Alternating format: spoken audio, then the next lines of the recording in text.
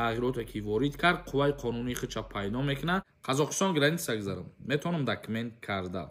пеш аз сафар карданатон метавонед ки ҷои шиноснома ва раводид рафта. Салом тамошобинони барномаҳои Сорбон Сафаров. ахбороти нав пешкаши шумо мегардонем. то охирша бо диққат тамошо карда ҳатман лайк мондана фаромӯш насозед. нафарое ки мехоҳед фаҳмиданд ки патенти шумо анулировачидагӣ ҳаста ё ки не, метавонед ки дар рақамҳои WhatsApp бинависонед, проверкаи патент мекунанд. мавзӯи асосии имрӯзаи мо дар бораи кам шидани квотаҳо барои муҳоҷирон. Қазоқистон квота барои ҷалби муҳоҷирони меҳнатиро кам кард. чӣ хеле ки медонед, ғайр аз Федератсияи Русия бо 8 нафарҳое ки барои кору фаъолият кардан ба Қазоқистон ҳам сафар мекунанд. аз ҳамин сабаб ҳар чизе ки ба тоҷикҳо қарор дорад, ҳар як қонунгузорӣ ва тағйирот мисол меброя, мо пешкаши шумо мегардонем. вазорати меҳнати Қазоқистон квота барои ҷалби қувваи корӣ аз хориҷи кишварро барои соли 2025 муқаррар кардааст. ба иттилооти манба, ҳаҷми квота 3% аз шумораи умумии қувваи кории ин кишвар муайян шудааст, ки ин ҳудуди 270 000 нафарро ташкил медиҳад. ин нисбат ба соли гузашта 0.1% камтар мебошад. квота барои ҷалби муҳоҷирони меҳнатӣ барои кор соли 2024 271 000 нафара ташкил медод. ин фармон аз 17 январи соли 2025 ба иҷро медарояд.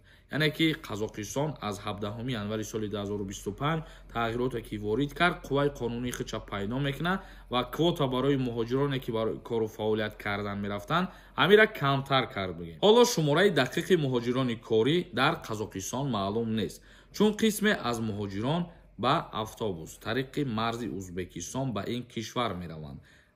тибқи иттилооти расмӣ дар ин кишвар беш аз 10 000 нафар кору фаъолият мекунанд, яъне ки муҳоҷирон. соли гузашта Қазоқистон ҳам будубоши муҳоҷирони корӣ ин кишварро сахттар карда буд.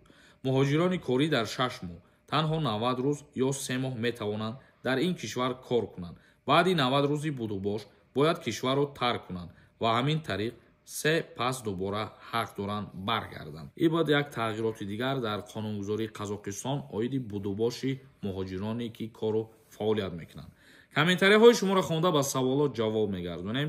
границаи Қазоқистон сафар кардан бихоҳед барои айнавд кардани документҳои худтон. агар документ ҳам надошта бошед, ин одамо метавонанд ки шуморо граница бубаранд. рақамашон мебуранд, худтон ки занг заден, боз маълумоти пурра гиред. али нависонда: ассалому алайкум. ман нарушения времени пребивания дорам. айни ҳол дар Россия без документ ҳастам. Қазоқистон граница гузарам. метавонам документ карда. барои документ кардан мо ҳама вақт барои шумо мегӯем ки граница пересикат кардани кишидем бародаро, махсус аз ҳамон таксиҳои вобастагӣ дора. бисёри нафарҳое ҳастанд ки аз уҳдаи граница гузарондан мебуроянд. мисол баъзе ҳолатҳое ҳастанд ки нарушения дорен ва бе ягон одами шинос граница мерен, имконият ҳаст ки шуморо обратно вориди Россия шида намонанд ва боз ҳаст нафарое ки аз уҳдаи ин корон мебуроянд. боева нависонда: акаҷон ман закси русӣ дорам. ман равон кардан 15 ноябр омадам. мешавад ман равон гуфтан 3 моҳ пас бестен. ҳозир равам мегардонанд аз аэропорт. закс дошта бошем, мисол закси русӣ дошта бошем барои ба Федератсияи Русия аз сари нав бо сафар кардан ягон мушкилӣ намешавад. метавонед шумо озодона сафар кунед ва озодона вориди Россия бишавед. барон нависонда: душанбе. мана гардонданд сатҳаи 27. дар шуғли аҳолӣ меган тоза мурам мешава рафта. агар ки баъди гардондан омада проверка карда бошед ва шуғли аҳолӣ ҳамихе гуфта бошад, мисол ҷои дилпурӣ мо доим мегем ки ҳамун ҷои шуғли аҳолиай, бале метавонед ки сафар кунед аз сари нав. як нафари дигар нависонда: ассалому алайкум акаи Сорбон. ман 10 декабр аз Россия ба Тоҷикистон омадам. патенти ман 6 моҳи дигар срок дошт, аммо ман пули патентро наспоридам. омадам. ҳамаи документҳом дар ҷояш буд. агар ман моҳи феврал ба Россия равам, патент карда метавонам? пешакӣ раҳмат. бале метавонед карда. боз барои дилпур будани худтон як бори дигар пеш аз сафар карданатон метавонед ки ҷои шиноснома ва раводид рафта паспортона пешниҳод кунед бо дилпуртар бошед. як нафари дигар нависонда: салом акаи Сорбон. барои паспорти российскӣ гирифтан ҳатмияи 3 сол зиндагӣ кунӣ, ҳамира соддатар буфаҳмон. мо дирӯз ҳамчунон сода фаҳмондем ки фикр мекунам дига ай зиёд намеша сода фаҳмонда. ҳозир тибқи тағйиротҳои нав касе ки ба ЗАГС паспорт гирифтанӣ мешавад бояд пеш аз ҳамун гирифтани паспорт, пеш аз документ пешниҳод кардан 3 сол зиндагӣ кардагӣ бошад. қатъиян одаме ки ЗАГС дорад. Сангинов нависонда. Салом Сорбон. Ман то марта патента супоридам 3 моҳа. Бо баъди соли нав қимат шуд. Бо аз нав месупорам ё ҳамун супоридагӣ мешавад.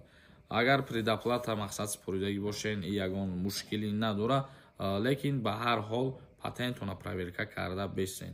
Патента проверка кардан фоидааш ҳамияе ки шумо пешакӣ пул супоридагием бисорид. Мисол сӯхтану насӯхтанша баъд мефаҳмем бародарон. Як нафари дигар нависонда. Ассалому алайкум брат. Ростай меган дар аэропорт кадоме номуш дар дафтари сиёҳай гирифта спецприём бурдесиян. Не, спецприём намебаранд. Вақте ки шумо аз Россия меброен, айсари нав ворид кишиден, ҳамин документора бояд 100% тахт кунед. Ҳама ки қонунӣ шид, аз ҳамун чорни списка мақсад номи шумо нест мешавад. Як нафар нависонда. Барои чӣ сурати патента мемонем? Барое ки мо дар бораи ҳамин чиз гап мезанем. Агар ту нафаҳмида бошӣ, ҳоҷат ба тара фаҳмондан нестаи дигар. Мо дар бораи чизе ки гап занем, ҳамуро мегирем, ному сурат мемонем. бародарони азиз ва гироми қадр, навори имрӯзамона ҷамъбаст мекунем ба ҳамӣ. Савол бошад дар комментария бинависонед, саволҳои такрориро камтар кунед. Зиндаву сарбаланд бошен, видеоҳои моро пайгирӣ кунед. Худованд ҳамаи мо шуморо нигаҳбон бошад.